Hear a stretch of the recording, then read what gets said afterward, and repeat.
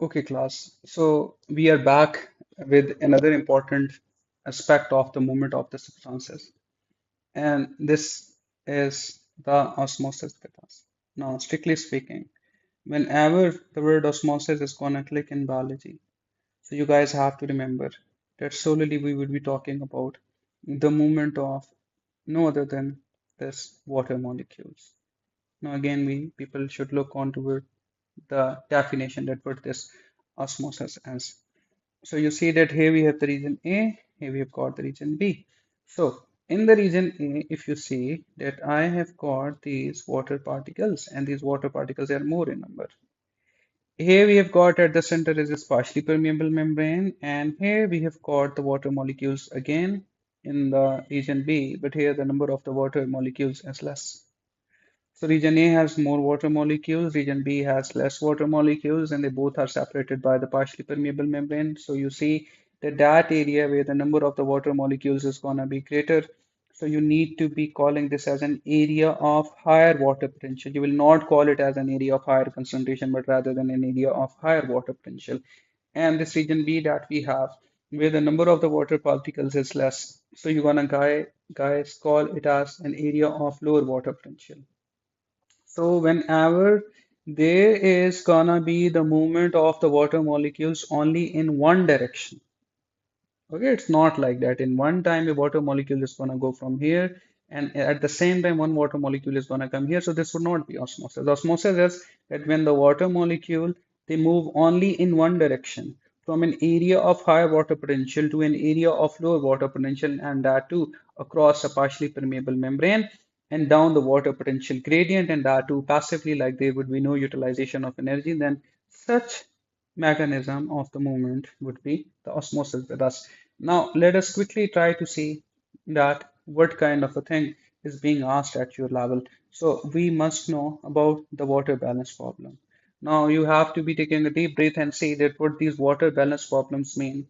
That if I were to take a plant cell and if I were to take an animal cell and if I were to be immersing them in the solutions of different concentration or having different water potential, so how they gonna behave? Okay, now we must justify as that the behavior of the plant cell that we have and the animal cells that we have got, so that is gonna be entirely different. The reason is because the plant cells they have got in themselves on the outside an inelastic cell wall, but the animal cells, they are gonna be lacking the cell wall, so their behavior is gonna be different from one another. And we would see that how that difference is. But before we proceed, now here are some of the terms that you guys need to have an idea of. Among them, we have got this word dilute solution, and then the other word is concentrated solution. Now, the thing is that these both are the comparative terms. Like I can't call any solution entirely dilute or any solution entirely concentrated if I have got something to compare with. This is the same way. Like if there was a boy and he was 100 kilograms, I am not supposed to be calling this either being heavier or lighter, other than if I had got something to compare for. So if I were to have this A, and then here this is a B guy, and the A guy is 100 kilograms, the B is 90 kilograms, then I'm gonna say that, okay, fine, this guy A, or the boy A, is heavier than B, and B is lighter than A. So these both are the comparative terms. Like whenever we have to be using these terms, we have to be talking in comparison. So what is the meaning of the dilute is that if we have got more water molecules and if we have got less solute, like less salt like sodium chloride or less of the sugar like sucrose in some solution, compared to another solution where the water molecules are gonna be less and the sugar or the salt particles are gonna be more. So the dilute compared to concentrated has more water molecules, less solutes, and concentrated solution compared to the dilute solution. So this would have less water molecules and this is going to have more of the solute particles in it. Okay, like if you see here, so I have given you here the plant cell, like here is the plant cell. And here on the outside, we have got the dilute solution. Now, if I have said myself that this is a dilute solution, so this means that compared to the cell or the large vacuole of this plant cell that we have, so this dilute solution is going to have more or higher water potential, and the surrounding solution is going to have lower water potential. Okay, so they are entirely the comparative term. Now, we are gonna now understand that how come the animal cells that we have got they're gonna behave if we were to be putting them in a dilute solution that would have more water and less solute compared to the cells that we would be immersing in them. Now what I'm gonna do is that in my class there are gonna be some volunteers, and from those volunteers I'm gonna collect the blood from them, and from the blood I'm gonna be separating the red blood cells with the help of the centrifugation method. Now what centrifugation is, you are not supposed to be knowing that. Now scenario is that I would take a beaker, and in the beaker I would fill up some solution that is going to be the dilute solution. Now, since I myself said this is a dilute solution, so that would mean that it has got higher water potential. And comparative to that, the red blood cells they are going to be concentrated. Concentrated mean that these red blood cells would have less water potential, less water molecules. The dilute solution on the outside would have more water molecules in it. Okay, so in this situation, since the red blood cells have got a surrounding solution as dilute having more water molecules into it, so what would happen that the water would move out of the surrounding solution into the red blood cells. And when it would move into the red blood cells, so if more of the water is moving into the red blood cells from the area of the higher water potential which we have in the outer and less water potential which we have on the inside of the red blood cells, so these red blood cells they are gonna burst. Now why they are gonna burst? Because they don't have the cell wall in them. So that means that if the water is going to enter into the red blood cells, the cell membrane is going to accommodate that entry of the water. But if the water would go beyond limit, so that water is going to exert the pressure on the surrounding cell membrane, and for sure these red blood cells are going to burst. Okay. Now on the other way around, I'm reversing the situation. The situation is that again I'm going to take the beaker, and in that beaker I would be taking a solution, and that solution now would be a concentrated solution, and then this surrounding solution would become concentrated solution.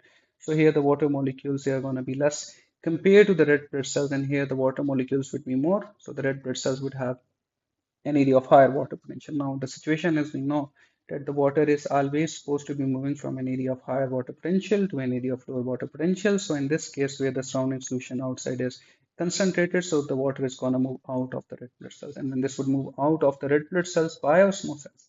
So, as a consequence of that, the red blood cells that we have got, so they're going to shrink. In the previous example, when the water was entering into the red blood cells, the red blood cells were bursting, but here they're going to shrink. Okay, so simply you see this is the same diagram, the one I have made here in the beaker. So the big diagram is shown here.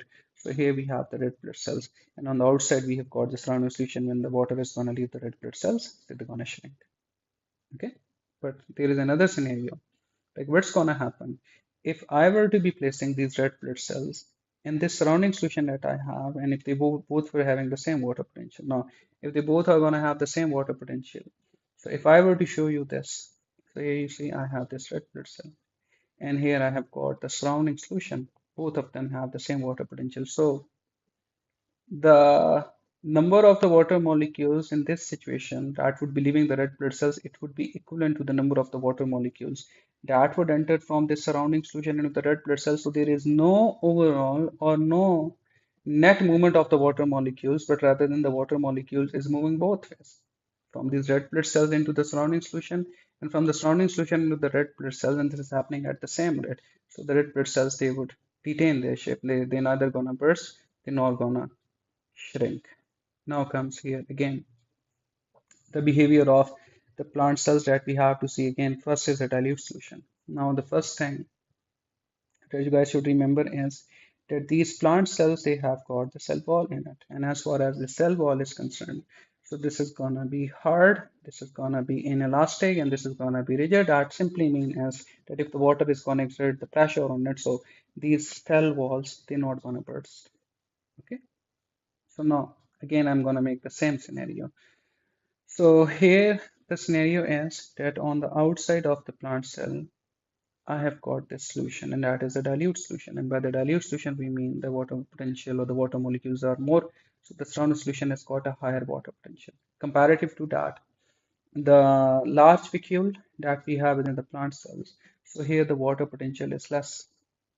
Okay, so that means that outside solution is representing an area of higher water potential, and the large vacuole that we have got within the plant cells, so this would be presenting an area of the lower water potential. Now, since here is the higher water potential, here is a lower water potential, so the water is going to go out of the plant cells. Now, it would be opposite.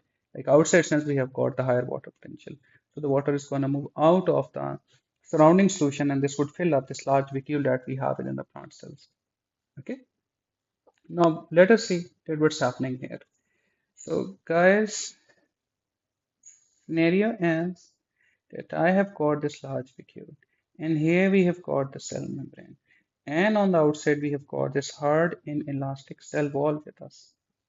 So since the water has started to move on the inside, it would fill up this large vacuole. The large vacuole is gonna increase in size.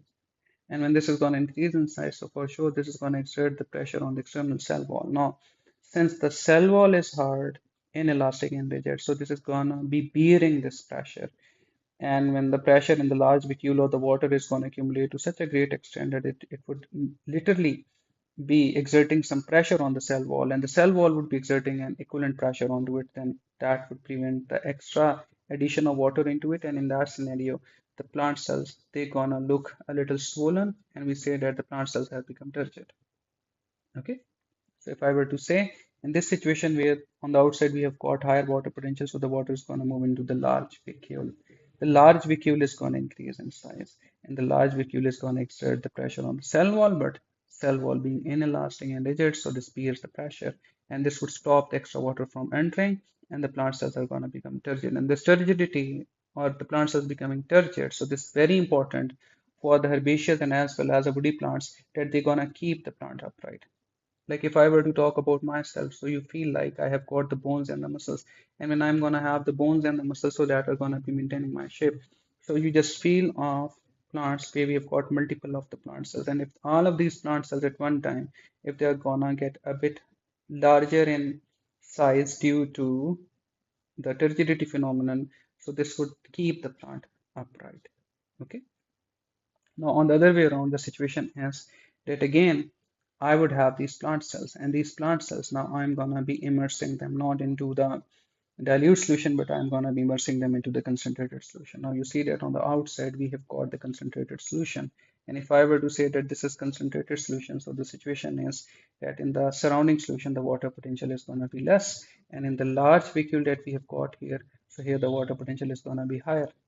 So you know that this large vacuole is representing area of higher water potential, the surrounding solution is representing an area of lower water potential, so the water is going to go out of the plant cell, and then this is going to come into the surrounding solution. Now we must see in terms of the diagram that what actually is happening here.